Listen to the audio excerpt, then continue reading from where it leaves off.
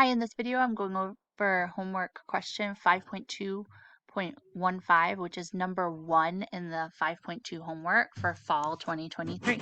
It reads, assume that a procedure yields a binomial distribution with n equals 2 trials and a probability of success is p equals 0.2. Use a binomial probability table to find the probability that a number of successes is exactly 1.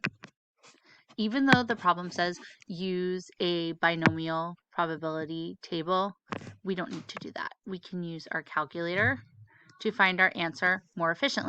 As for any binomial problem, we need to list what we know. We're given that n is equal to 2. We're given that p, the probability, is 0.2.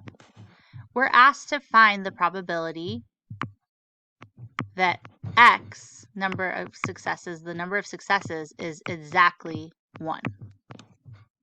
So x equals 1. To find the probability that x equals 1, we are going to use binomial PDF. We're going to use the PDF function because we have an equal to sign. Binom PDF of n, p, x. N is 2, p is 0.2, and x is 1. Now we can put this in our calculator. We press second vars, and we scroll down until we see binom PDF. On my calculator, it's A. On some people's calculators, it might be 0.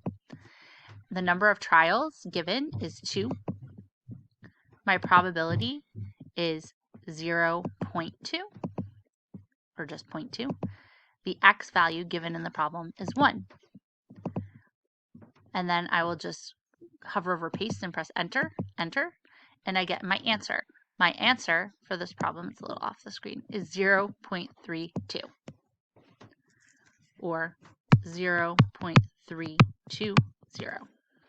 Just want to remind you, for Chapter 5, we do use our graphing calculator extensively, and in your Chapter 5 guided notes, which you should have filled out while watching the videos, on page 6, if we scroll down to page 6, you will see a table, 4, 5, 6, that has all of your calculator formulas that you will need.